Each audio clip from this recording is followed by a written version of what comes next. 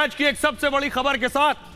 बड़ी खबर यह है कि बाबा बागेश्वर का जमकर विरोध हुआ, लेकिन पोस्टर फटा और उसमें से कौन निकला? बाबा बागेश्वर। तस्वीर देखिए जरा, एक एक तस्वीर दिखा रहा हूं। ये बाबा बागेश्वर के पोस्टर लगाए गए थे, रोक सको तो रोक लो, बागेश्वर सरकार का दरबार, वेलकम टू बिहार। हुआ क्या? आखिर क्यों तिलमिलाहट थी? क्यों बाबा बागेश्वर के आते ही लोगों को चुभने लगा कि बाबा नहीं आने चाहिए? क्या किया? अगली तस्वीर दिखाइए सर। ये आप देख रहे हैं, बाबा बागेश्वर के सारे पोस्टर्स पर कालिक पोत दी, चेहरे पर कालिक लगा दी गई। देखिए जितने पोस्टर लगे थे सब पर कालिक पोत दी गई। अगली तस्वीर दिखाई, ना सिर्फ कालिक पोती गई, ये देख रहे 420 भी लिख दिया गया बाबा को। कौन है जो बाबा को पसंद नहीं कर रहा? कौन है जो चाहता था बाबा बिहार ना आए? ये देख रहे हैं, चेहरे पर कालिक पोती है और 420 के साथ चोर भी लिखा हुआ है आगे। किसने की है ये हरकत? अगली तस्वीर दिखाई जरा। ये देख रहे हैं, पिछले दिनों बाबा जब आए तो देखिए पोस्टर फाड़ दिया गया। किसे इतनी नफरत है बाबा बागेश्वर से जो उनके पोस्टर तक बर्दाश्त नहीं है? ये देख रहे हैं, पोस्टर फाड़ दिया। अगली तस्वीर दिखाइए जरा, एक और पोस्टर, ये देखिए पूरा पोस्टर फाड़ दिया। लेकिन ये बाबा बागेश्वर के आने के बाद आने तक पोस्टर बेशक फटता रहा हो, लेकिन पोस्टर फटा, हीरो निकला। ये मैं क्यों कह रहा हूं आपको, ये रिपोर्ट देखिए जरा। साधु जी, ओ साधु जी, बिहार में काबा, बागेश्वर बाबा।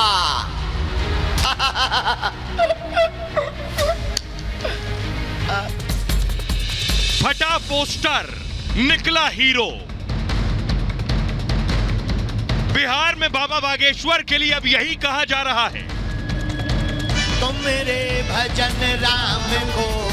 बिहार की राजधानी पटना में जिस तरह से बाबा को देखने के लिए भक्तों की भीड़ उमड़ी, लोगों का उत्साह दिखा, उसने विरोधियों के होश उड़ा दिए। नतीजा यह हुआ कि जगह जगह बाबा के पोस्टर फाड़ डाले गए, कालिक पोती गई, अब शब्द कहे गए। कागज की फोटो से निकाल सकते हो, लेकिन जो बिहार के हृदय में बागेश्वर धाम बैठे हुए हैं उसको निकालना बड़ा कठिन है। दरअसल बाबा बागेश्वर के होटल के बाहर तड़के 4 बजे से ही उनके समर्थकों की भीड़ उनके दीदार के लिए खड़ी हो जाती थी।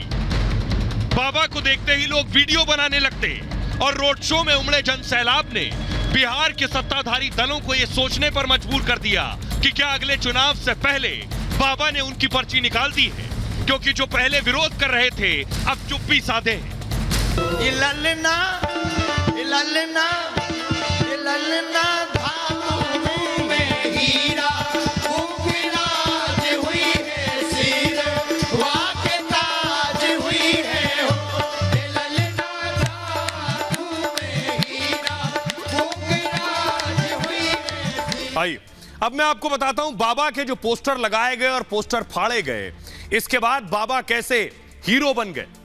अब जिसने पोस्टर फाड़े हैं उस पर तो एक्शन की तैयारी है, लेकिन यह तस्वीर देखिए जरा, जिसने बाबा को हीरो बना दिया। यह देखिए, फटे पोस्टर से बाबा निकले और बिहार में बहुत से लोगों को परेशानी हुई।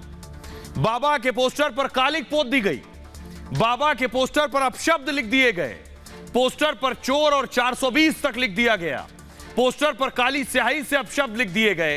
पटना में देर रात युवक ने यह हरकत की। पटना के डाक बंगला चौराहे पर यह पोस्टर लगा हुआ था और पोस्टर फाड़ते युवक का वीडियो भी वायरल हुआ, लेकिन अब तक दोषी युवक गिरफ्तार नहीं हुआ। पोस्टर फाड़ने वाले शख्स की पहचान भी नहीं हुई। प्रशासन मामले की जांच का भरोसा जरूर दे रहा है, जांच के बाद गुनाहगार की गिरफ्तारी का भरोसा है, लेकिन कब तक होगी गिरफ्तारी, इस पर चुप्पी है। पोस्टर वाली हरकत पर बाबा बागेश्वर का बयान आया। उन्होंने कहा पोस्टर तो फाड़ लोगे, लेकिन दिल से कैसे निकालोगे। इस बीच पोस्टर विवाद पर राजनीति गर्मा गई।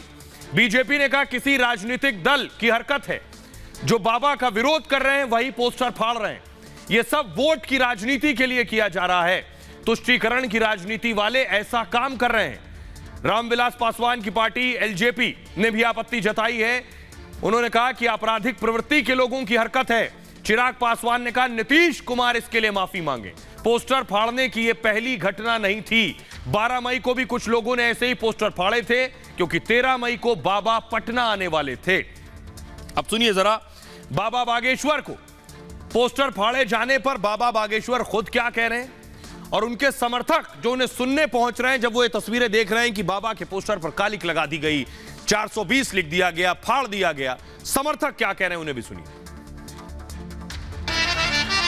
पहले गुंजन बाबू मिले, इन्होंने गीत सुना, फिर हम आगे बढ़े, बोले गुरुजी गुरुजी गुरुजी कुछ बोल दो। हमने कहा हम नहीं कुछ बोलते। बोले गुरुजी आपके पोस्टर फाड़े जा रहे हैं, क्या कहोगे? हमने कहा सुना, पोस्टर फाड़ सकते हो लेकिन जो बिहार के वासियों के हृदय में बैठे हुए हैं बागेश्वर धाम, उसमें कहां से तुम निकालोगे? कागज की फोटो से निकाल सकते हो लेकिन जो बिहार के हृदय में बागेश्वर धाम बैठे हुए हैं उसको निकालना बड़ा कठिन है। बस इसी बात पर हम हनुमान जी के चरित्र और चित्र को कहेंगे कि अगर हनुमान जी के हृदय में राम जी है तो बिहार वासियों के हृदय में सनातन धर्म की ज्वाला भी भरी हुई है।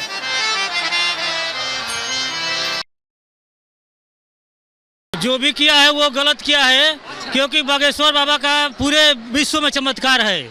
जो किया है वो हमें लग रहा है कि तेजस्वी यादव, तेज प्रताप यादव करवाए हैं और इन लोगों के लिए राजनीति में बहुत बुरा प्रभाव पड़ेगा।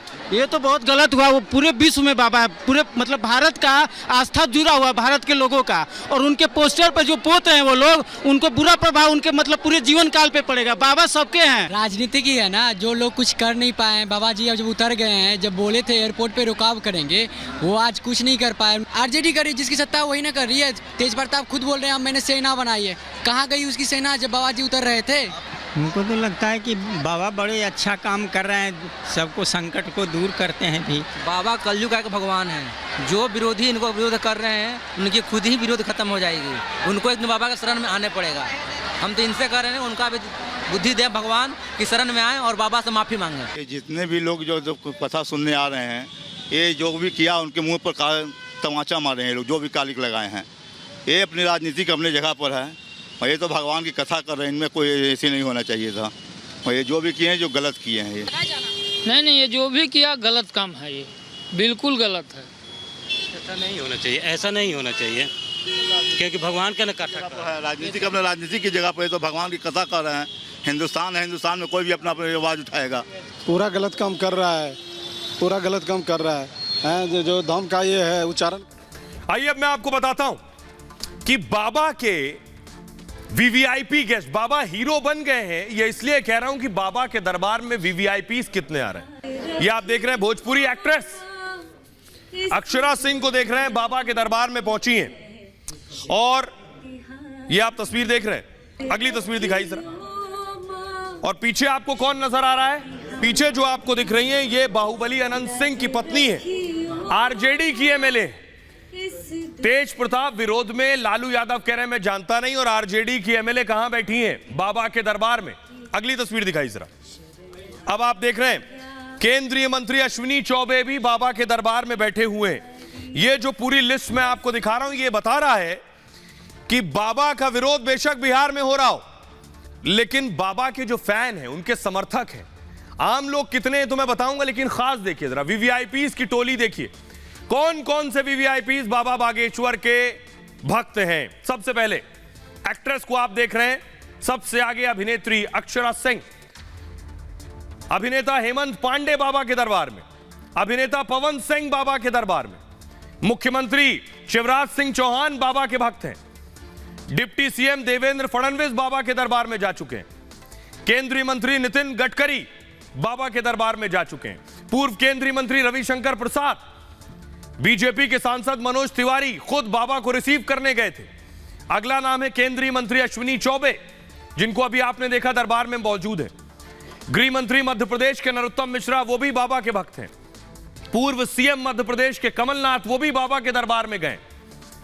अगला नाम है नेता प्रतिपक्ष विजय सिन्हा, उनके अलावा केंद्रीय मंत्री गिरिराज सिंह, बिहार बीजेपी के अध्यक्ष सम्राट चौधरी। ये जो पूरी लिस्ट आप देख रहे हैं ये सब बाबा के दरबार में पहुंचे, बाबा से आशीर्वाद लेने पहुंचे, बाबा के मुरीद हैं। अब जरा सुनिए, सुनाने जा रहा हूं आपको। अभिनेत्री अक्षरा सिंह बाबा के दरबार में पहुंची तो वो भजन गा रही थी, सुनिए जरा।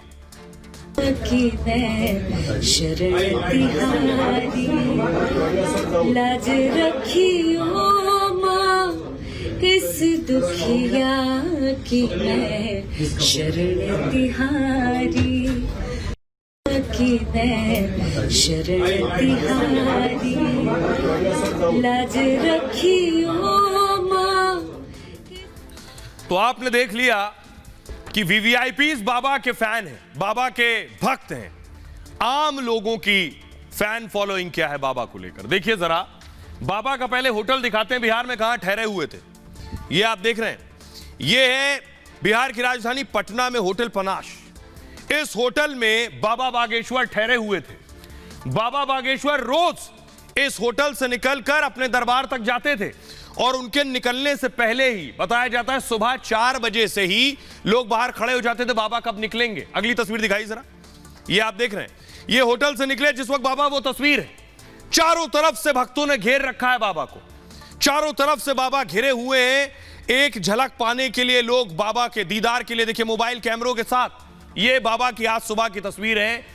अब बाबा यहां से लगभग 25 से 30 किलोमीटर अपने दरबार पर जाते थे और दरबार पर, पहले मैं आपको दिखाता हूं, देखिए होटल से दरबार की दूरी कितनी है और बाबा को कितना वक्त लग जाता था सिर्फ उनके भक्तों की वजह से। देखिए ये आप देख रहे हैं, होटल से पटना की तस्वीर आप देख रहे हैं।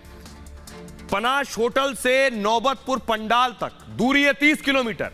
बाबा को लगते थे 2 से 2.5 घंटे 30 किलोमीटर का सफर तय करने में सिर्फ। क्यों?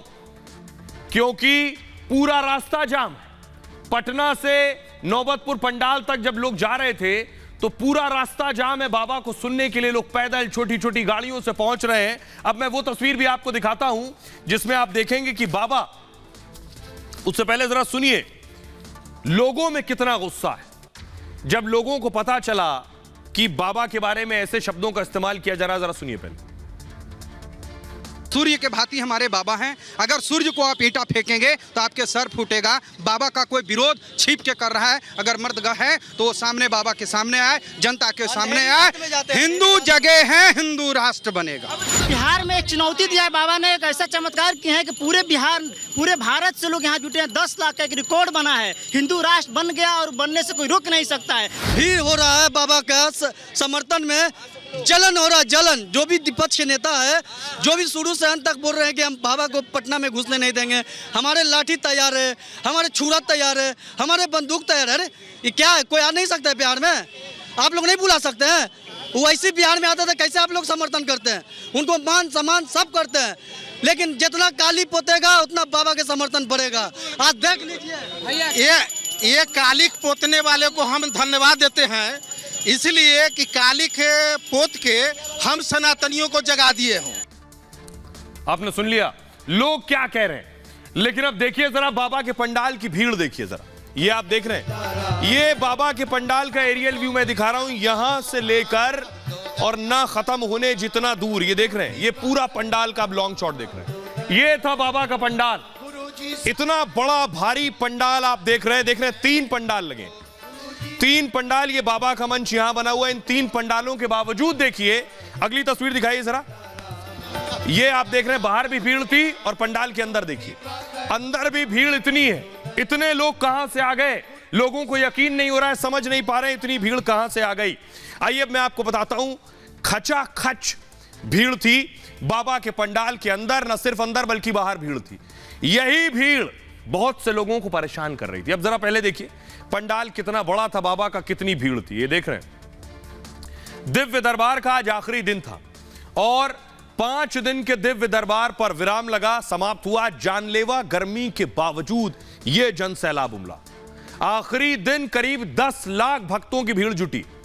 5 दिन में 40 लाख से ज्यादा भक्त पहुंचे बताया जा रहा है। राज्य के दूर दराज से बाबा को सुनने भक्त आए थे। यूपी, झारखंड, बंगाल से ये भक्त आए हुए थे। अलग अलग शहरों से, राज्यों से भक्त आए थे। 13 तारीख से हनुमंत कथा चल रही थी और बाबा रोकते रहे, वो खुद कह रहे थे अब मत आओ, उसके बावजूद लोग आ रहे थे। भक्तों के लिए पंडाल में कदम रखने की जगह नहीं थी, लेकिन सब बाबा के दर्शन के लिए बेताब थे। जितने लोग पंडाल में, उससे ज्यादा लोग बाहर खड़े थे। 3 लाख वर्ग फुट में खास पंडाल बनाया गया था, लेकिन भक्तों के हुजूम के आगे सब छोटा पड़ गया। पंडाल में 5 स्टार जैसी सुविधाएं भी की गई। आयोजकों के जरिए आंधी पानी से बचने के लिए खास इंतजाम था। गर्मी से बचने के लिए दर्जनों पंखे लगा दिए गए, जगह जगह कूलर भी लगा दिए गए। लोगों के भोजन के लिए भंडारा भी किया गया था। प्रसाद वितरण के लिए 40 से ज्यादा काउंटर थे। सुरक्षा के लिए चाक चौबंद बंदोबस्त था। दर्जनों सीसीटीवी कैमरे लगाए थे। 15 लाख वर्ग फुट में पार्किंग तक के इंतजाम थे। उसके बावजूद जगह छोटी पड़ गई। अब जरा सुनिए, लोगों से हमने पूछा कि बाबा का खूब विरोध हुआ, पोस्टर भी फाड़ दिया गया, फिर भी बाबा हीरो कैसे बने और क्यों हीरो हैं बाबा? सुनिए। दरअसल कहना यह है कि बिहार में बाबा हीरो इसलिए बन गए कि बाबा का विरोध सबसे ज़्यादा बिहार में हुआ।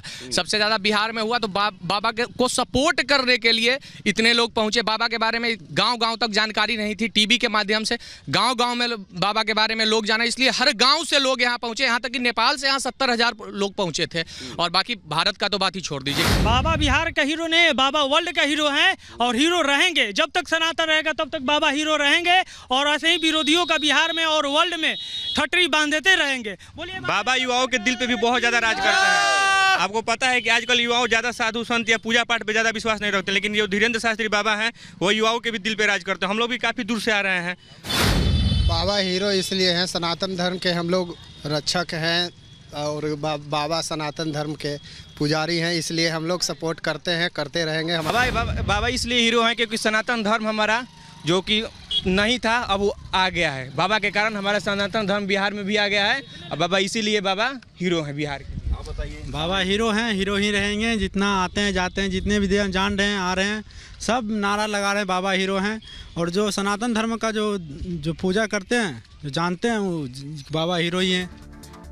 आइए अब मैं आपको बताता हूं कि बाबा से सब परेशान क्यों हैं। बाबा से इसलिए परेशान है क्योंकि बाबा एक मिशन के तहत आए।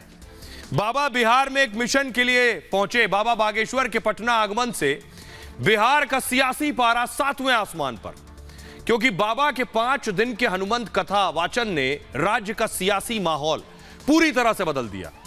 जो सत्ताधारी दल जेडीयू और आरजेडी के लिए मुफीद नहीं है, और यही वजह है कि जेडीयू और आरजेडी के नेता बाबा बागेश्वर पर हमलावर हैं, उन पर आपत्तिजनक टिप्पणियां कर रहे हैं। तो वहीं बीजेपी को बाबा का कथा वचन सियासी फायदे के हिसाब से पूरी तरह मुफीद बैठ रहा है और इसलिए बीजेपी नेता बाबा के साथ खड़े हैं। दरअसल बाबा का एजेंडा हिंदुत्व का है, हिंदू राष्ट्र का है और बाबा इस बारे में खुलकर भी बात करते हैं। बाबा बागेश्वर का एजेंडा बीजेपी को सियासी फायदा देता है। यही वजह है कि बिहार के सत्ताधारी दलों में बौखलाहट और घबराहट और गुस्सा है। बाबा ने नाराजगी भी बाबा से है उनकी। ये नाराजगी इस कदर है कि उन्हें सत्ताधारी दल अपमानित करने का मौका नहीं छोड़ रहे हैं। बाबा के इस बयान ने भी राज्य के सत्ताधारी दलों में बेचैनी और बढ़ा दी, जिसमें वो कहते हैं बिहार से उनका संकल्प पूरा होता दिख रहा है। जिस दिन बिहार के 13 करोड़ में से 5 करोड़ लोग अपने मस्तक पर तिलक लगाकर घर से निकल जाएंगे, उसी दिन हिंदुस्तान के हिंदू राष्ट्र बनने का संकल्प पूरा हो जाएगा। सुनिए जरा बाबा को। आज एक संकल्प लेकर घर जाना, जिस दिन इस बिहार राज्य के 13 करोड़ लोगों में से 5 करोड़ लोग ही अपने घर के बाहर धर्म का ध्वज मस्तक पर तिलक लगाकर निकलने लगेंगे, उसी दिन भारत हिंदू राष्ट्र की ओर अग्रसर हो जाएगा। हिंदू राष्ट्र तो बना बनाया है, घोषणा बाकी है और भारत में बहुत जल्दी हिंदू राष्ट्र की घोषणा भी हो जाएगी। उन्होंने कहा कि ये कैसे संभव है। हमने कहा बागेश्वर बालाजी के यहाँ सबकी अर्जी लगती है, उनकी मर्जी होती है, हमारी भी अर्जी है, राम जी की मर्जी होगी, काम सफल हो जाएगा। आइए अब मैं आपको समझाता हूं कि बाबा बागेश्वर के बिहार पहुंचने से जेडीयू हो या आरजेडी हो, लालू की पार्टी हो या नीतीश कुमार क्यों इतना नाराज है, क्यों इतना गुस्सा है, उसके पीछे बड़ी वजह है ये। इनके वोटर, आरजेडी के वोटर यादव और मुस्लिम, ओबीसी यानी पिछड़ा वर्ग, नीतीश के वोटर कुर्मी और कुशवाहा। यानी जिन राज्यों में, खासतौर पर बिहार में, जहां जाति की सियासत होती है, वहां वालों को सबसे ज्यादा परेशानी होगी कि बाबा जब कहें कि हिंदुओं को एकजुट करेंगे, हिंदू राष्ट्र बनाएंगे, सियासत में जाति सबसे अहम है और बिहार में और ज्यादा। बिहार में और ज्यादा अहमियत बढ़ जाती है इसकी। क्षेत्रीय दलों की सियासत जातियों पर निर्भर है। इसमें लालू की आरजेडी और नीतीश की जेडीयू भी है। आरजेडी का वोट बैंक यादव और मुस्लिम है। बिहार में यादव 15%, मुसलमान 17% के आसपास है। वहीं नीतीश का वोट बैंक कुर्मी और कुशवाहा। बिहार में कुर्मी की आबादी करीब 5% है, कुशवाहा करीब 7%। बिहार में आरजेडी और जेडीयू साथ साथ है। ऐसे में 44% वोट इन दोनों के पास है। कांग्रेस और हम भी इनके साथ हैं। ऐसे में बीजेपी के लिए मुश्किल है। हिंदुत्व के मुद्दे से उसे फायदा हो सकता है। बाबा बागेश्वर हिंदू राष्ट्र की बात करते हैं, हिंदुओं को एक करने की बात करते हैं। बाबा कहते हैं बिहार में 13 करोड़ हिंदू हैं और अगर 5 करोड़ अपने घर पर सनातन की पताका लहरा दें तो फिर सारा काम हो जाएगा। यही बात परेशान कर रही है उन लोगों को जो दरअसल जाति के नाम पर सियासत करते हैं। आइए अब आपको सुनवाता हूं, सुनिए जरा तेज प्रताप को और बाबा बागेश्वर को। भगवान श्री कृष्ण 16 कलाओं से पूर्ण थे, राम जी 14 कला में थे। भगवान श्री कृष्ण जो थे वो 16 कला से पूर्ण थे। कृष्ण भगवान जो है साक्षात यदुवंश हैं, हम लोग उन्हीं के वंशज हैं, इसलिए उनको इस तरह के बयान से बचना चाहिए। कृष्ण भगवान, एक ये भी बात हम बता दें, हनुमान जी जो हैं वो भगवान श्री कृष्ण के छतरी पे थे। जब महाभारत जो चल रहा था तो उसी में थे हनुमान जी भी ऊपर। चाहे तुम राम को मानो या श्याम को मानो, राम और घनश्याम दोनों एक ही हैं। जग में सुंदर हैं दो नाम, चाहे कृष्ण कहो या राम, बोलो राम राम राम, बोलो राम राम राम, बोलो राम राम राम, बोलो राम राम। अच्छा, हमारे हनुमान जी की एक बात और है, हमारे हनुमान जी राम जी के भी साथ रहे और भगवान कृष्ण के भी साथ रहे। जब भगवान कृष्ण महाभारत का युद्ध करते हैं तो वीर बजरंगबली साथ देते हैं हमारे हनुमान जी का। और आई बाबा बागेश्वर 13 से 17 तारीख तक रहे। आज जब एयरपोर्ट पहुंचे, जरा तस्वीर देखिए, एयरपोर्ट पहुंचे तो वहां भी जनसैलाब था। हजारों लोग उन्हें छोड़ने के लिए पहुंचे थे। फुल स्क्रीन लीजिए जरा तस्वीर। बाबा बागेश्वर जिस वक्त पहुंचे उस वक्त की तस्वीर देखिए। पटना एयरपोर्ट की तस्वीर आप देख रहे हैं। बाबा बागेश्वर को देखने के लिए, उनसे मिलने के लिए, उन्हें पटना से विदा करने के लिए कितनी भारी भीड़ थी। पुलिस के लिए मुश्किल हो रही थी, पुलिस के लिए चुनौती थी कि बाबा को सुरक्षित बिना किसी तकलीफ के एयरपोर्ट से वापस रवाना किया जा सके। और बाबा ने कहा है कि वो जल्द वापस फिर बिहार आएंगे, फिर बहुत से सियासतदान परेशान हो जाएंगे। बहरहाल खबरों में आगे बढ़ते हैं। आज की एक और दिलचस्प खबर है, मीट पर सवाल और दावते बवाल। तस्वीर मैंने आपको दिखाई थी, ये देख रहे हैं, भात जिसे चावल कहते हैं, बिहार में भात कहते हैं, भात और ये मटन। बिहार में नीतीश के नेता लल्लन सिंह जेडीयू ने मटन और भात की दावत दी थी पिछले दिनों। देख रहे हैं आप, अगली तस्वीर दिखाइए। हजारों की संख्या में लोग आए थे मटन भात खाने, जमकर मटन भात खाया। इसमें खेल दूसरा हुआ। अब खेल ये है, इसमें बीजेपी का कहना है ये जो लोग मटन भात खा रहे हैं ये मटन भात नहीं है, कोई और जानवर काट कर डाल दिया गया, खिला दिया गया, मटन नहीं था इसमें। अब इस पर सियासी हंगामा हो गया। रिपोर्ट देखिए जरा।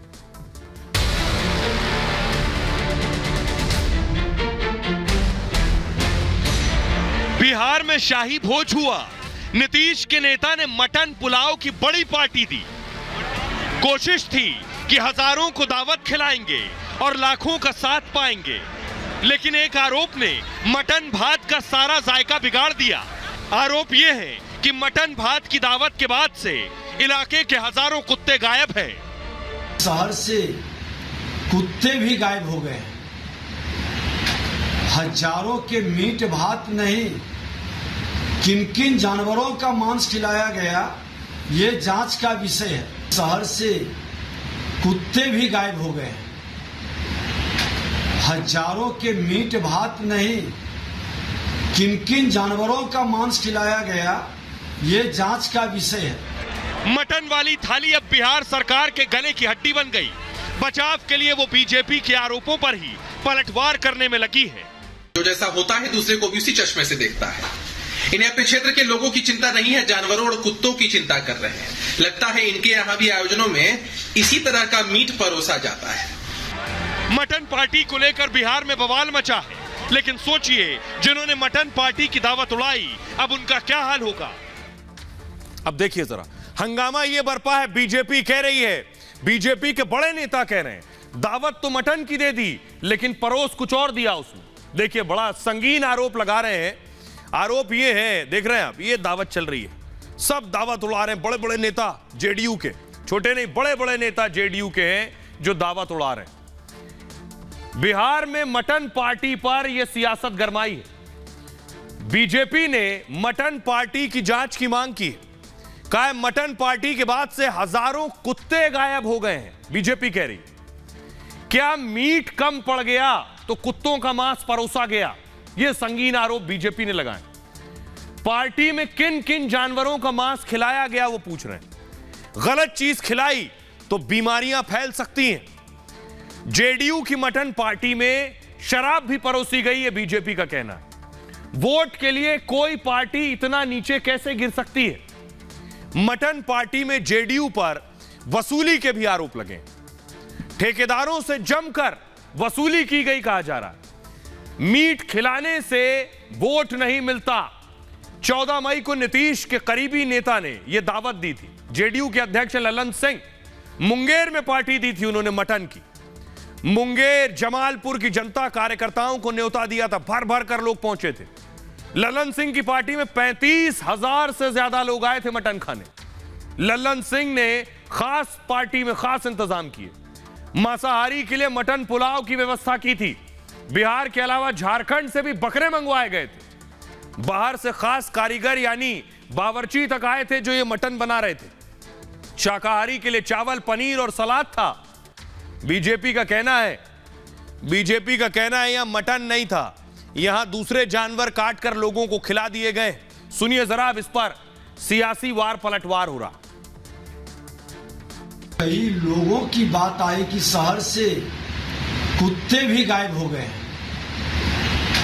हजारों के मीट भात नहीं, किन किन जानवरों का मांस खिलाया गया ये जांच का विषय है और इसके कारण क्या क्या बीमारी फैलेगी। 2019 के लोकसभा चुनाव में तो आप बीजेपी के विधायक थे लखीसराय से, तो आप भी खाना खाए थे, तो आप भी वही सब ग्रहण करते हैं क्या?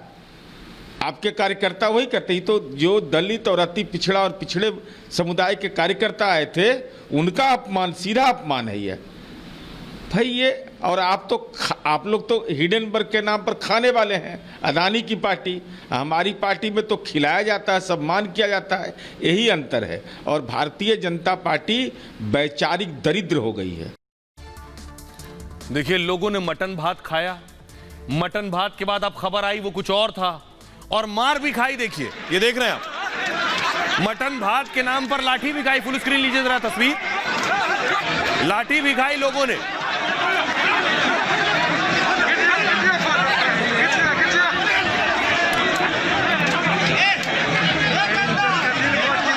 अब मैं आपको दिखाता हूं कि लोग आखिर सोशल मीडिया पर कैसे मजाक उड़ा रहे हैं जब बीजेपी ने आरोप लगाया कि वो तो मटन था ही नहीं।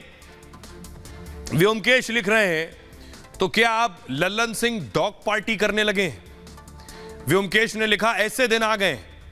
अंजन यादव लिख रहे हैं पलटूराम का पार्टी है, मटन की जगह कुछ भी हो सकता है। पवन कुमार लिख रहे हैं ये नई डिश है, नाम है हॉट डॉग बिरयानी। रोहित लिख रहे हैं ललन बाबू भोज में कुछ भी परोसेंगे। कमोद कुमार लिख रहे हैं आरजेडी जेडीयू वालों ने कुछ नहीं छोड़ा। मनंजय सिंह लिख रहे हैं बिहार में कहते हैं लटकला तक गैला बेटा, और मैं तो अब कहूंगा भोज में खैला तो गैला बेटा। हंसराज लिख रहे हैं हमारे यहां पंचायत के चुनाव हुए, चुनाव के बाद पता चला कि गांव में एक भी कुत्ता नहीं बचा है। आइए अब मैं आपको सुनवाता हूं, सुनिए जरा। बिहार के लोगों से हमने पूछा कि ये जो मटन भात की दावत दी गई थी, बीजेपी का कहना है इसमें मटन नहीं था, तो बिहार के लोग क्या कह रहे हैं वो सुनिए। ये भी हो सकता है कि कुत्ता को वन विभाग वाला गायब कर दिया हो, या फिर कुत्ता का मांस का पार्टी चल गया हो। तो दोनों चीजें हो सकती दोनों चीज हो सकता है। सही है गलत है क्या है ये? देखिए, अगर कुत्ता गायब भी हुआ फिर भी गलत है, अगर कुत्ता का मांस का मतलब मटन बना वो भी गलत है। कुत्ता तो जीव है, नेता लोग अपना एथी में कुत्ते को बीच में मार डाले, ये गलत चीज है। बहुत गलत हुआ ये। हाँ, तो ये संभव है? ये तो पब्लिक के साथ में धोखा हुआ है। हाँ, जो पार्टी की है। हाँ, जो कुत्ते के मांस खिला दिया गया, बहुत गलत हुआ है जनता के साथ में। हिंदू धर्म में तो चाहिए नहीं, खाना तो नहीं चाहिए ये सब। अगर खिलाए भी तो कुत्ता को नहीं खिलाना चाहिए था। ऐसा कोई ठोस जानकारी मेरे पास तो नहीं है। बीजेपी पार्टी कर रही है, अगर वो पार्टी इसको सत्यापन करे तब जनता उस पर कुछ सवाल दे सकता है। अब वैसे तो गलत है, लेकिन लोग कह रहे हैं, मानना पड़ेगा ना जी। अच्छा, मतलब आपको लग रहा है कि बीजेपी जो कह रही है सही कह रही है? हाँ, कह रही होगी, सही कह रही होगी। और आइए अब मैं आपको बताता हूं, ये जो मटन की दावत दी थी वो सज्जन थे कौन, मिल लीजिए जरा। ये बैठे ललन सिंह, और ललन सिंह ने ही ये दावत दी थी। ये देख रहे हैं, ये बिहार जेडीयू के अध्यक्ष हैं ललन सिंह, इन्हीं की यह दावत थी। तो आपको बताऊं, दरअसल बिहार में कुर्सी, सत्ता का जो रास्ता है वो पेट से होकर जाता है, क्योंकि ये पहला भोज नहीं था। इस तरह के भोज की पुरानी नजीर है बिहार में। आइए मैं आपको बताता हूं एक एक तस्वीर के जरिए। Grid head I please. ये देखिए जरा, इस तस्वीर को पहचानिए। बिहार में सत्ता पेट से होकर जाती है, भोज के बहाने सियासी बिसात बिछाई जाती है बिहार में। दूसरे दल के लोगों से साठगांठ का प्लान बनता है, समाज के लोगों से जुड़ाव की कोशिश होती है, लोकप्रिय होने के लिए भी भोज का आयोजन किया जाता है। यह तस्वीर देख रहे हैं आप। लालू यादव के सीएम बनने के बाद से एक परंपरा शुरू हुई भोज की। लालू के आवास पर हर साल दही चूड़ा भोज होने लगा। 14 जनवरी यानी मकर संक्रांति पर यह भोज होने लगा। यह अगली तस्वीर देखिए। रामविलास पासवान भी दही चूड़ा भोज कराते थे। हर दल के साथ मेलजोल का उनका तरीका था। वो एनडीए में भी मंत्री बने, यूपीए सरकार में भी मंत्री बने। यह अगली तस्वीर देखिए जरा। वीआईपी के नेता मुकेश साहनी ने मछली भात भोज शुरू किया था। चूड़ा भात, दही चूड़ा, मछली भात और मटन भात। 2019 में मुकेश साहनी ने मछली भात का आयोजन किया और कहा, माछ भात खाएंगे, महागठबंधन को जिताएंगे। यह तस्वीर अगली देखिए जरा। 2019 से जेडीयू नेता ललन सिंह मीट भात कर रहे हैं। हालांकि पिछले 3 साल से कोरोना की वजह से भोज नहीं हुआ था, लेकिन इस बार उन्होंने भोज के लिए खास इंतजाम किया था। ललन सिंह ने खुद मीट पुलाव परोसा और खुद भी खाया था। यह अगली तस्वीर आप देख रहे हैं। बिहार में इफ्तार का भी बहुत चलन है। यह वो तस्वीर है जब नीतीश खुद राबड़ी के घर पहुंचे थे। 2022 में राबड़ी देवी के आवास पर इफ्तार करने नीतीश पहुंचे थे। नीतीश तब बीजेपी के सहयोग से बिहार के सीएम थे। एनडीए में रहते हुए भी नीतीश इस इफ्तार पार्टी में शामिल हुए। अब आप समझिए भोज का मतलब और मकसद क्या है। यह बहुत सियासी भोज है। कहा जाता है कि बिहार में समीकरण बदलने की शुरुआत इन्हीं तस्वीरों से हुई थी। इफ्तार पार्टी में नीतीश और तेजस्वी ने भी नए प्लान पर बात की। इफ्तार के कुछ दिनों बाद नीतीश ने बीजेपी से गठबंधन तोड़ लिया और आरजेडी के साथ मिलकर बिहार में सरकार बना ली। इफ्तार चल रहा है, आरजेडी के साथ सरकार बना ली, और फिर पिछले दिनों तस्वीर आई जिसमें नीतीश और तेजस्वी एक साथ इफ्तार कर रहे थे। अब जरा सुनिए बीजेपी क्या कुछ कह रही है और जेडीयू क्या कह रही है। वो लोग मीट चावल खिला रहे हैं, शराब परोस रहे हैं। बिहार की जनता देख रही है। एक तरफ नीतीश कुमार जी कहते हैं भ्रष्टाचार से समझौता नहीं करेंगे, लेकिन हजारों की संख्या में मीट चावल खिलाया जा रहा है, लोगों को शराब प्रस्तुत किया जा रहा है। ये जनता सब देखती है। नीतीश कुमार जी, आपको इसका जवाब 24 और 25 में जनता स्वयं देगी। अनोखे अध्यक्ष जो है, 2 बातें तो उन्होंने ठीक कही। मटन चावल का सम्मान भोज था, लेकिन एक बातें उन्होंने बहुत गंभीर कहा कि वहां पर शराब भी परोसी गई। हम माननीय प्रदेश के अध्यक्ष हैं, अनोखे अध्यक्ष हैं। हम उनसे ये जरूर कहेंगे कि वो अविलंब वो क्षमा मांगे, माफी मांगे। अगर वो माफी नहीं मांगेंगे तो हम लोग कोर्ट का भी दरवाजा खटखटाएंगे। आइए अब मैं आपको बताता हूं, आज की एक और सियासी बड़ी खबर है। डीके शिव कुमार ने साफ कर दिया है कि वो सचिन पायलट तो नहीं बनेंगे, दूसरे सचिन पायलट नहीं बनेंगे। सचिन पायलट का हश्र और हाल वो देख रहे हैं। राजस्थान में 5 साल पूरे होने वाले, चुनाव होने वाले, लेकिन गद्दी नहीं मिली। DK Shivakumar wait and watch में रहने वाले नहीं है, तय कर लिया है वो नहीं बनेंगे। अगली तस्वीर दिखाई सर। इसलिए आमने सामने आज सिद्धारमैया के पीछे हटने को तैयार नहीं।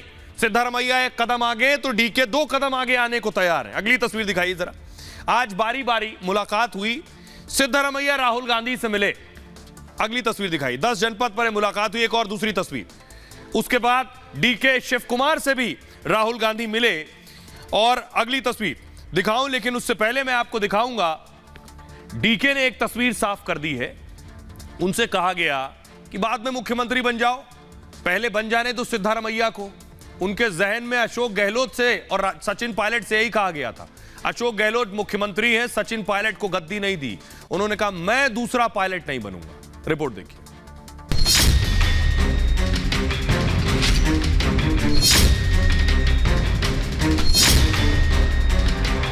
कर्नाटका का अगला सचिन पायलट कौन होगा? कर्नाटक में बम्पर जीत के बाद भी कांग्रेस फंस गई है। 3 दिन में जीत का उत्साह हवा हो चुका है। सीएम पद की लड़ाई आलाकमान के लिए अब सिरदर्द बन गई है। जिस डीके शिव कुमार को जीत का नायक बताया जा रहा था, उन्होंने ही आलाकमान को फंसा दिया है। डीके ने दूसरा सचिन पायलट बनने से साफ इनकार कर दिया है।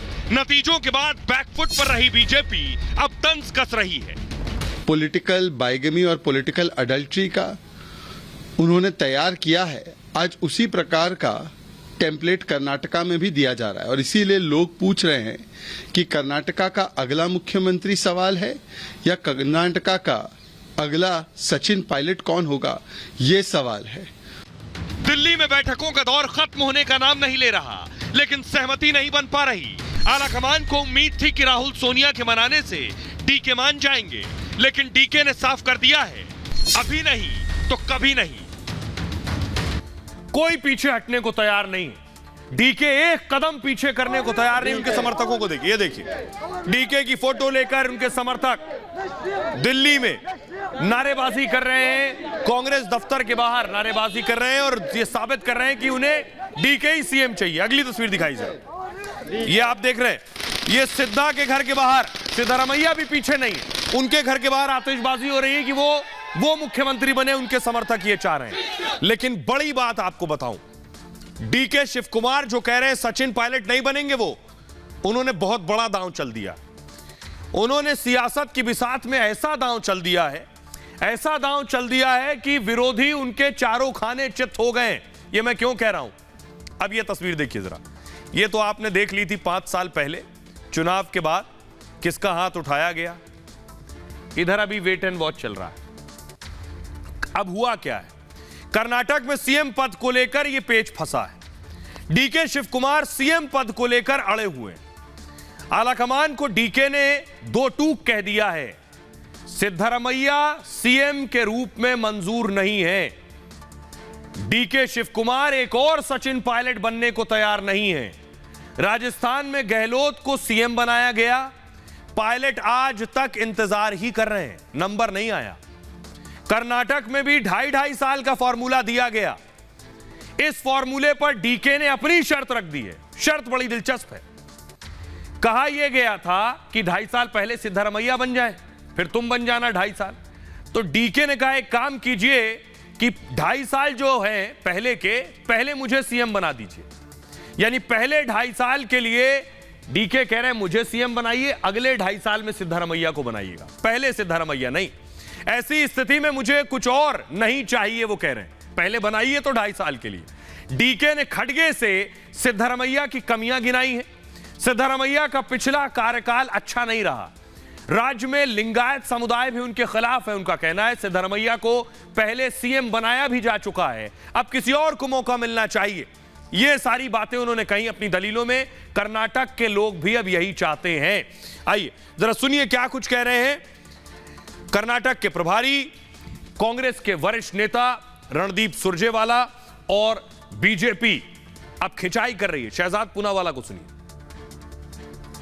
श्री मल्लिकार्जुन खड़गे जी, जिनको कांग्रेस विधायक दल ने सर्वसम्मति से ये अख्तियार दिया है कि वो कांग्रेस का अगला विधायक दल का नेता एंड कॉन्सिक्वेंटली मुख्यमंत्री घोषित करें, वो बाकायदा संपूर्ण चर्चा कर रहे हैं। हमारे ऊपर मोदी जी 10-10, 15-15 दिन में निर्णय करते हैं। मल्लिकार्जुन खड़गे जी 2 दिन से डेलिब्रेशंस कर रहे हैं। हो सकता है आज, हो सकता है कल तक हम आपको ये निर्णय बता देंगे। आज 17 तारीख आते आते कांग्रेस पार्टी फिर से असमंजस की स्थिति में है। इसीलिए लोग पूछ रहे हैं कि कर्नाटका का अगला मुख्यमंत्री सवाल है या कर्नाटका का अगला सचिन पायलट कौन होगा, ये सवाल है। तो इससे पता चलता है कि कांग्रेस पार्टी आईएनसी की दिलचस्पी केवल चेयर में है, कमिटमेंट टुवर्ड्स पीपल पे नहीं है। इसीलिए आज कोई प्रॉमिसेस की बात नहीं कर रहा है, केवल पोस्ट, पोस्चरिंग और पोजीशन की बात हो रही है। ये बड़ी विचित्र स्थिति है कि एक ही शरीर के 2 अंग सत्ता के लिए अगर कहीं लड़ रहे हैं तो एक तरफ पाकिस्तान में लड़ रहे हैं और दूसरी तरफ कांग्रेस पार्टी के भीतर लड़ रहे हैं। राइट, अब मैं आपको बताता हूं कि कर्नाटक में 3 फॉर्मूले सुझाए गए। सिद्धरामैया और डीके शिव कुमार को 3 फॉर्मूले दिए गए। दोनों बैट छोड़ने को तैयार नहीं है। दोनों कह रहे हैं पहली बैटिंग तो मैं ही करूंगा। अब फॉर्मूला नंबर 1 देखिए क्या। पहला फॉर्मूला यह है कि सिद्धरामैया मुख्यमंत्री बन जाएं और DK Shivakumar deputy CM बन जाएं।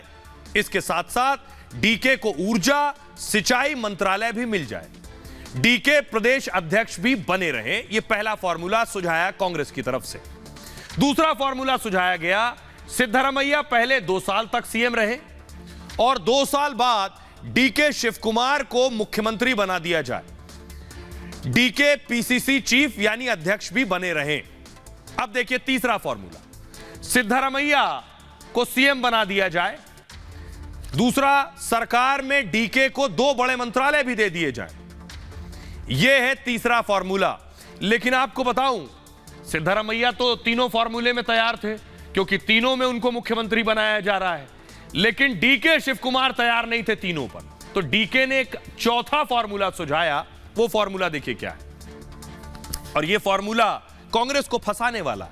डीके का फॉर्मूला है, सीएम पद को लेकर दिल्ली में घंटों बैठक हुई। सिद्धरामैया, डीके ने राहुल सोनिया से मुलाकात की। आला कमान सिद्धरामैया को सीएम देखना चाहता है, डीके को सिद्धरामैया किसी भी कीमत पर मंजूर नहीं है। डीके ने डिप्टी सीएम बनने से भी इनकार कर दिया है। या तो सीएम पद मिले उन्हें खुद या फिर कुछ मत दीजिए, वो कह रहे हैं। लेकिन सिद्धरामैया भी फिर मुख्यमंत्री नहीं बनेंगे। डीके ने आला कमान को खड़गे का नाम सुझा दिया, न मैं न वो, खड़गे को बना दो सीएम। उनके नेतृत्व में मैं काम करने को तैयार हूं। और डीके ने चारों तरफ से कांग्रेस को फंसा दिया है। या तो 2.5 साल में पहले मुझे सीएम बना दो या फिर दोनों को मत बनाओ तो खड़गे को बना दो। अब जरा सुनिए क्या कुछ कह रहे हैं कांग्रेस के नेता आचार्य प्रमोद कृष्णम। अच्छा है ना, अपने अपने हकों की लड़ाई लड़नी चाहिए। फैसला तो कांग्रेस लीडरशिप को करना है। मुझे लगता है ये सामूहिक रूप से सामूहिक नेतृत्व में चुनाव लड़ा गया, लेकिन क्योंकि डीके शिव कुमार वहाँ के प्रदेश के अध्यक्ष थे तो जाहिर सी बात है उनका हक भी बनता है और वो अपने हक की लड़ाई लड़ रहे हैं। सिद्धरामैया जी चीफ मिनिस्टर रह चुके हैं, बहुत वरिष्ठ नेता हैं। अब फैसला कांग्रेस लीडरशिप को करना है। रसाकशी तो कांग्रेस के 10 जनपद की है। 10 जनपद में ब्रेकफास्ट टेबल पे तय होना है और अभी उनका शायद समय है नहीं। और खड़गे साहब कहते हैं कि हाईकमान ने तय करना है, तो जिस दिन 10 जनपद तय कर लेगा उस दिन उनका मुख्यमंत्री तय हो जाएगा। परंतु जो मुझे दिखता है कि इस बात की रसाकशी है कि सोनिया गांधी जी अपने आदमी को बना पाएंगी या राहुल गांधी और प्रियंका वाड्रा अपने आदमी को। वो भी यही कह रहे हैं कि खड़गे साहब का आला कमान तय करेगा। तो स्पष्ट है कि नाम के लिए खड़गे साहब हैं, परंतु रिमोट कंट्रोल आज भी सोनिया गांधी, राहुल गांधी और प्रियंका वाड्रा के पास है। अब आइए मैं आपको बताता हूं कि कैसे तैयारी चल रही है। कर्नाटक के लोग इंतजार कर रहे हैं, समर्थक उससे ज्यादा बेचैन है। ये देख रहे हैं सिद्धरामैया के पोस्टर पर दूध से अभिषेक किया जा रहा है उनका। दूध चढ़ाया जा रहा है, देख रहे हैं आप, उनके समर्थक हैं। अगली तस्वीर दिखाई जरा, ये मंदिर में पूजा हो रही है, नारियल फोड़े जा रहे हैं। फुल स्क्रीन लीजिए जरा तस्वीर। ये डीके शिव कुमार के लिए, देख रहे हैं आप, मंदिर में डीके शिव कुमार के लिए उनके समर्थक पहुंचे। ये देखिए नारियल फोड़ रहे हैं उनके समर्थक। आइए अब मैं आपको बताता हूं सिद्धारमैया आगे क्यों निकल गए, क्यों, क्या चीजें हैं जो सिद्धारमैया की प्लस में जा रही हैं और डीके शिव कुमार की माइनस में जा रही है, जो सिद्धारमैया आगे निकल गए। वजह ये, सभी सर्वे में सीएम की पहली पसंद निकल कर आए सिद्धारमैया। सर्वे में बहुत पीछे थे डीके शिव कुमार, 135 में से 90 विधायक सिद्धारमैया के साथ है, शिव कुमार के साथ 50 से 55 विधायकों का समर्थन। पूरे प्रदेश में प्रभाव माना जाता है सिद्धारमैया का। शिव कुमार ओल्ड मैसूर समेत कुछ जिलों में इनका प्रभाव है। सीएम डिप्टी सीएम का अनुभव है सिद्धारमैया के पास, 4 सरकारों में मंत्री रहे हैं डीके शिव कुमार। मजबूत जननेता की छवि है, शिव कुमार की संगठन के नेता की छवि है। ओबीसी मुस्लिम समुदाय में मजबूत पकड़ है, वोकालिगा समुदाय के बाहर खास पकड़ नहीं है। और जो सबसे ज्यादा नेगेटिव डीके शिव कुमार के जाता है वो ये, सिद्धारमैया पर भ्रष्टाचार का कोई आरोप नहीं। डीके शिव कुमार भ्रष्टाचार के 19 केस, 104 दिन जेल में रहे, अभी भी केस चल रहे हैं। यही डर सबसे ज्यादा कांग्रेस को है कि अगर डीके शिव कुमार को मुख्यमंत्री बनाया तो ये केसेस के जरिए शिव कुमार, क्योंकि आपको याद होगा कांग्रेस ने बीजेपी के खिलाफ 40% कमीशन वाला भ्रष्टाचार का मामला कर्नाटक में उठाया। भ्रष्टाचार का मामला उठाने के बाद भ्रष्टाचार के आरोप वाले शख्स को मुख्यमंत्री बना देना कांग्रेस के लिए मुंह दिखाने लायक और जवाब देने की स्थिति नहीं होगी। अब जरा सुनिए क्या कुछ कह रहे हैं डीके शिव कुमार के समर्थक। अडॉप्शन यू नो, अडॉप्शन कौन है? ईडी कर्नाटक को पता है, सीएम को पता है, हाईकमांड को पता है अडॉप्शन कौन है। ब्लड कांग्रेस कौन है मुल्क के? DK Shivakumar born blood है, बर्थ ब्लड है और डाई कांग्रेस है। क्यों ऐसा कर रहे हैं? उनको नहीं दे तो हाईकमांड बहुत गलत कर रहे हैं। कर्नाटक का युवक का लोग पूरा डीके शिव कुमार से साथ में है। आइए खबरों में आगे बढ़ते हैं। कांग्रेस अभी शायद कुछ और दिन लेगी, डीके शिव कुमार ने ऐसे फंसा दिया है। आज की एक और बड़ी खबर है, इमरान के खिलाफ फाइनल प्लान तैयार हो गया। तैयार यह है कि इमरान के खिलाफ जो सेना अध्यक्ष हैं उन्होंने आखिरी प्लान बनाया है कि इमरान को बख्शना नहीं। अगली तस्वीर दिखाई जरा, ये देख रहे हैं, ये जो पुलिस है, ये जो आर्मी है, फुल स्क्रीन लीजिए जरा इस तस्वीर को। इमरान के घर का घेराव करने पहुंची है। इमरान के घर को चारों तरफ से घेर लिया गया। कहा गया इमरान के घर 40 आतंकी हैं। ओ की हो गया पाड़े, की हो गया?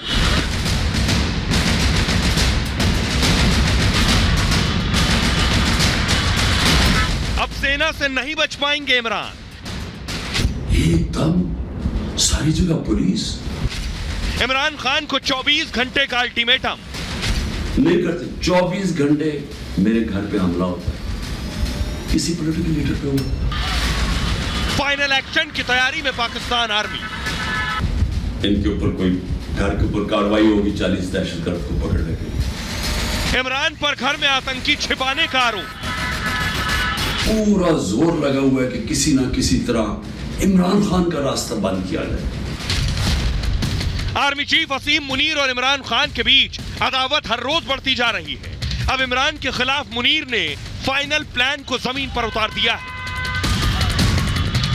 बंदूकों के साथ मुनीर की आर्मी ने इमरान के घर को घेर लिया और कल तक का अल्टीमेटम दे दिया है। अगर 40 आतंकियों को नहीं सौंपा तो आर्मी एक्शन के लिए तैयार है। कि अगर फौज कमजोर हुई तो हमारा वही हाल होगा जो मुसलमान मुल्कों का है। उठा के देखे ना, ऊपर से लेकर नीचे तक, लिबिया, सीरिया, सोमालिया। तो आज कहा गया कि इमरान के घर 40 आतंकी छिपे हुए हैं। ये कौन से आतंकी हैं जो इमरान के घर हैं? 40 आतंकियों के लिए बाकायदा रेड की गई इमरान के घर। पूरे घर को घेर लिया गया है चारों तरफ से। देख रहे हैं, कहा जा रहा है 40 आतंकी इमरान ने घर में छिपा रखे। इमरान ने हिंसा की साजिश रची।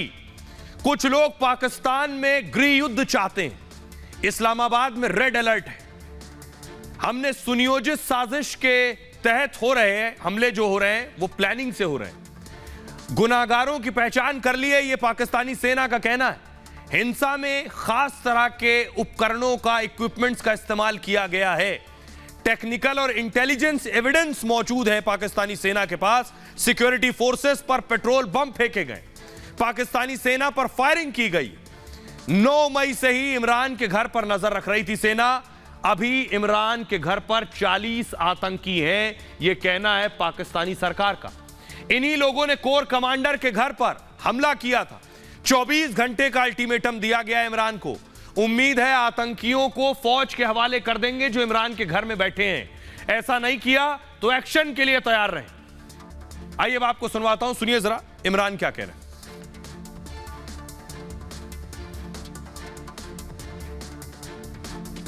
मुझे आज खौफ है कि पाकिस्तान उस रास्ते पे निकल गया है जो हमारे मुल्क की तबाही का रास्ता है।